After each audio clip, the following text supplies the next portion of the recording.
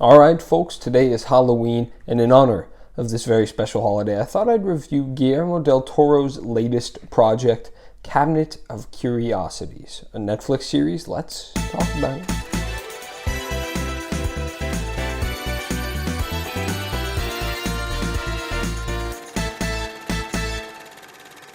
So, what is Guillermo del Toro's Cabinet of Curiosities? Well, it is an anthology series, 8 episodes. They dropped 2 episodes a day over the last week, starting on Tuesday. So 2 episodes Tuesday, 2 Wednesday, 2 Thursday, 2 Friday. And each is exploring a different thing, which is a very neat concept. You know, you give each episode to a different director, a different script, obviously, for each one. They're not interconnected, which is what anthology is. And so it was a unique experiment that I was super excited to see. And then I will just say, before I get into my criticisms, that I am not the biggest fan of, what's the word? I had the word in mind, but I've forgotten it. Like monster horror, you know, and supernatural, I guess is the word.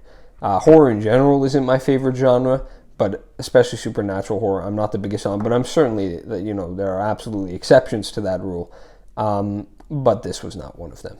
And then I will also just say that I adore Guillermo del Toro. I've only seen 2 of his films. I do plan to watch more, specifically before Pinocchio. I'd like to see a few of his films. I've seen Shape of Water and Nightmare Alley, and I think both are just brilliant. So, of course, I was super excited to see what he had up his sleeve. I guess I'll just take it episode by episode here, but a lot of my problems with this series are consistent throughout.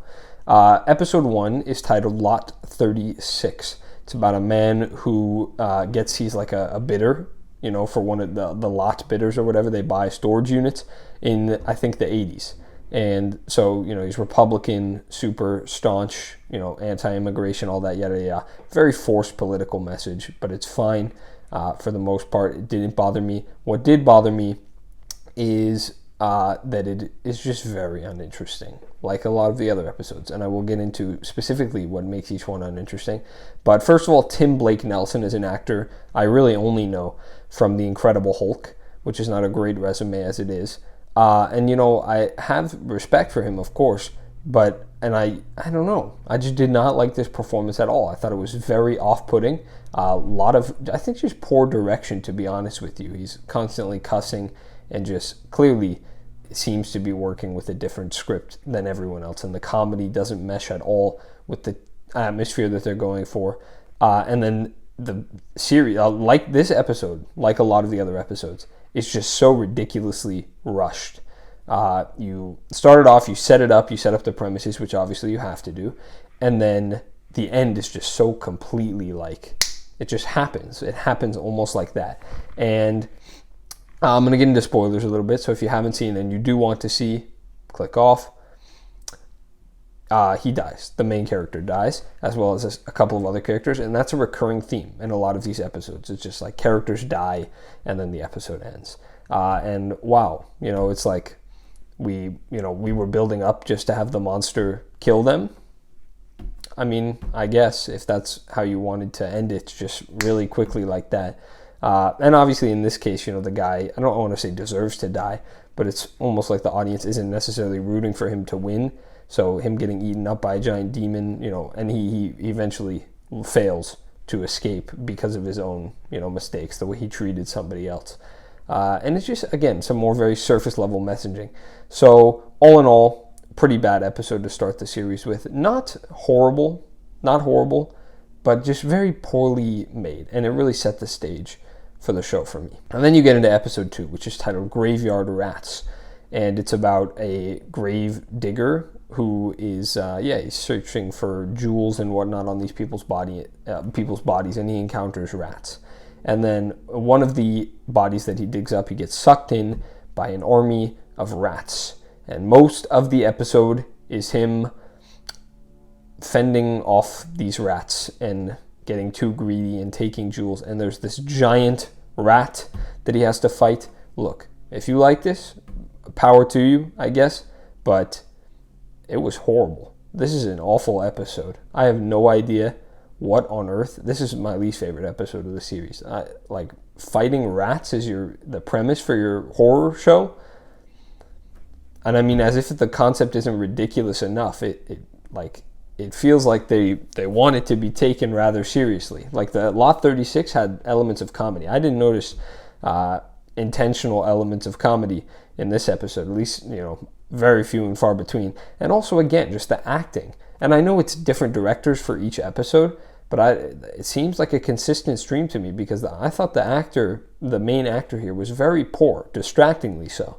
It completely took me out of the episode. So, ridiculous concept, not scary at all, which is a very recurring theme amongst the episodes, which is sad, because obviously this is a horror series. You'd like to be a little on the edge of your seat, at least terrified, and just, good God. And then some more surface level messaging, don't be greedy and all that stuff. And just long, very poor pacing. But the first 2 episodes, are not the longest, so they don't even get the brunt of the criticism for length in that department, or pacing, because that will come later.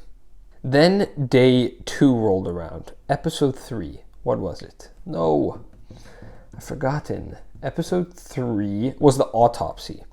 And this one started off very promising. It has an actual story that is intriguing. You've got like a detective, and then obviously a coroner, and played by wow, I'm blanking on everything. Amadeus. No, what's his name? What is the guy's name from Amadeus? It's on Murray Abraham. F. Murray Abraham. Good God. Okay. That's the last thing I'm going to forget, I promise you. And so it starts off very promising and very interesting, actually. You're super intrigued by the premise here, because you have no idea what's happening. You're sort of unraveling it with the people. And then you get into the autopsy itself, and it all falls apart, because not only is it not scary, it relies way too heavily on just disgusting shock value. And the actor here, not F. Murray Abraham, but the one playing opposite of him for the bulk of the episode, is horrible. Again, just distractingly bad acting. Way too, it does not fit the tone at all. He's way too charismatic. He's joking around. And I was just like, why am I watching this? I genuinely did not want to watch any more episodes after this one. But I'm glad I stuck with it a little bit. And you'll see why. But anyway, just a horrible episode. It started off with a ton of potential, super promising, and I thought, maybe they'll turn it around, because I was really hoping by day 2. I wanted to like this series so badly, guys. It was on my radar for a long time. Day 1 really disappointed me. Day 2, obviously with episode 3, I was not very optimistic at the prospect of it getting better. And then you have episode 4, and I still haven't fully landed on how much I like this one. This one is called The Outside. It's an episode I'd heard of before, because I started looking at reviews after the show dropped, and even like a day before, there were some early reactions. And The Outside was one that was praised. And immediately, it's such a different shift in tone. And I gave this one a negative review. I am going to stand by that for now, but it is certainly close to positive, because this one is unique. It's intriguing. I really like what it's exploring here. It's exploring a very neat idea. I do think it's way longer than it needs to be. I think, again, the themes are very surface level. One of the criticisms I saw is that, again, at the end of all these episodes, it's just a monster that abruptly appears and the episode ends. The whole time you're setting it up, monster, some gore, some shocking thing happens, which a character dies, and then it ends. And again, I like the superficial nature that this episode is trying to explore, and obviously a very resonant theme with a lot of people. And I think this one is well made, actually. I do think that it is the framing device they use to progress the narrative, with her talking to the TV, as well as just the general, I think it's the 70s, is the aesthetic that is very well captured here. I don't know how big the budget was for this episode, but I enjoyed it. It does get a little weird, just in my opinion, which, if you like that, fine.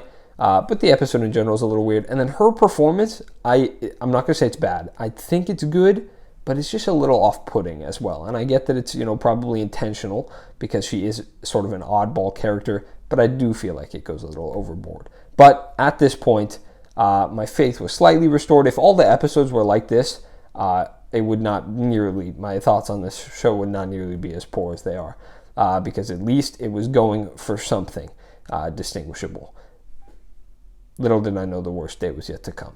And then you have episode 5, which I think I might be mixing up 5 and 6 here, but I think episode 5 is Pickman's Model.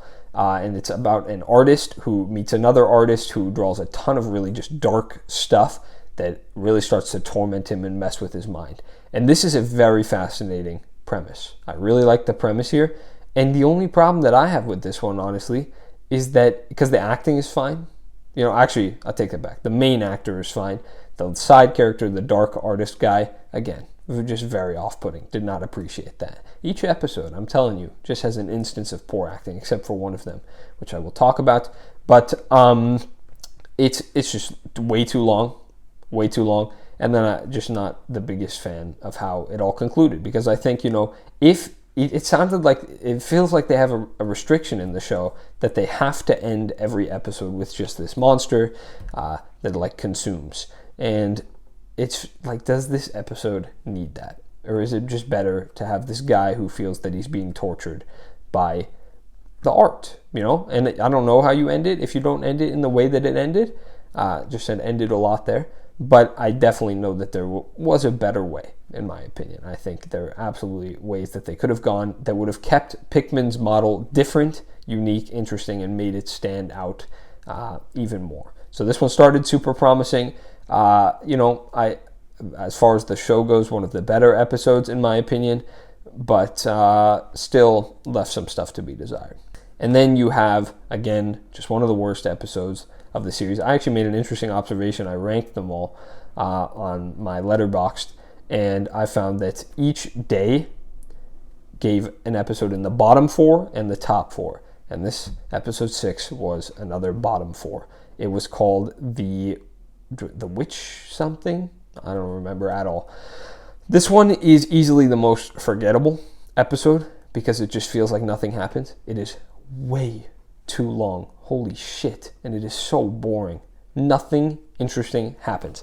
Rupert Grint is here, who's an actor, I know obviously is Ron Weasley. I like the guy enough, but he's horrible in this. He's genuinely awful. He's bland. He's like literally a plank. And when he's not a plank, it's overacting. And the accent is horrible. I really don't know what they were thinking here. The premise is not particularly interesting. I don't find the atmosphere that it creates interesting. I think it's a very bland episode to look at. In general, the color palette is just super unappealing. And then the main villain here is probably the worst in the series. Like the monster that they have to deal with, they personalize it way too much. And there's like just this ridiculous little monkey thing. I don't even remember. Just creeping. The episode makes absolutely no sense. I get that it's supposed to be like Lovecraftian. I'm not super knowledgeable about Lovecraft. But if we're talking Lovecraftian adaptations, I'm also aware that Pickman's Model is sort of one of those as well. And I certainly appreciated that much more than I appreciated the Witch one. Completely uninteresting episode. One of the worst of the series. Just so damn forgettable. Then you move into the final day. And, I was really just waiting for this one to end. I did not want to watch the episodes. If it went on for even another day more, I don't know that I would have stuck with it. But this was the last day, so I did. Episode 7 is titled The Viewing. This is easily the most unique of the episodes, and it also happens to be my favorite. I wonder if there's a correlation there. This one is mostly just a dialogue. Just a conversation around a table with an eclectic group, and then eventually they go in to solve the mystery of this thing. Does it end the same way as all the other episodes? Yes, I think that brings it down. Maybe if it were a little longer and you just have some more to grab onto here, I think it could have been more interesting. But I think it's told in a very fascinating way. I very much dig the vibe and aesthetic of this episode because it very much is a vibe. It's just completely encapsulating of this 70s almost synth just feeling, 70s, 80s. I think it's 79 is when it's set. And the cast here is great. You have Eric Andre. I'm pretty sure the guy from Peacemaker's in it. I thought he was. I looked him up in the cast and I couldn't find it. But anyway, there's a really great cast here. And each of them, the conversation they have is actually rather engrossing. And because it sticks to this vibe, it's made that much more interesting. Again, a little long, just because the entire thing is a conversation, and then it ends so abruptly with something that is not a conversation. It feels jarring. Again, it feels like the mandate was always to have just this monster at the end. But I do like the theme here that maybe don't mess with, the unexplored things. You got to be careful with this stuff. Don't be arrogant, yada, yada. And so this episode was easily my favorite. It is the only one, as it stands, that I would give a positive rating, which is very unfortunate. And then the show ends with a whimper. Jennifer Kent directed the last episode, the director of The Babadook, which is a very recent horror film, 2014, I believe, which is actually rather good. I enjoy The Babadook. I think it's very clever and a well-told horror film for the modern era. This one, I can actually admire what Jennifer Kent and I guess Del Toro and anybody else who worked on the episode was going for. It was supposed to be a representation of grief and a mother's way of exploring that, through this horror. And my only problem here is that it is absolutely mind-numbingly dull, completely boring, lacking anything of interest, to be honest with you. Again, this is just personal preference, but the main characters are ornithologists. They study birds, and for your episode to be rooted in the idea that somebody is finding, overcoming their grief in their career as an ornithologist, again, really, is this the most interesting thing we can be doing?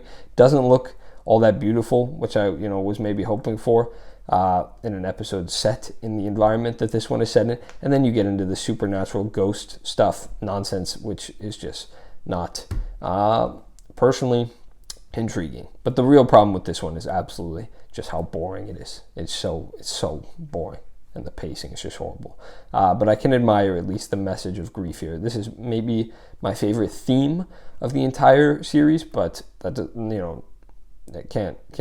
it doesn't really matter all that much when the episode is as boring as The Murmuring is. And so, folks, all in all, that is my review of each episode of Guillermo del Toro's Cabinet of Curiosities. It brings me absolutely no pleasure. I really, really wanted to like this show. And I'm glad that a lot of people do. I would love to talk with people about this one. So if you have seen it, please, I'm begging you. I say it every time, but please leave your thoughts down below, especially if you disagree with me, because I absolutely want to understand what people find so special about these episodes. Guillermo del Toro, director I love, unfortunately missed the mark a little bit on this one. I'm giving him a little bit of a pass, maybe unfairly, because he's a producer. He didn't obviously direct each episode. Maybe it would have been better if he did. I don't know. But overall, the Cabinet of Curiosities, Guillermo del Toro's The Cabinet of Curiosities, is going to get maybe the easiest D of the year, because almost every episode is bad. Almost every episode is very bad.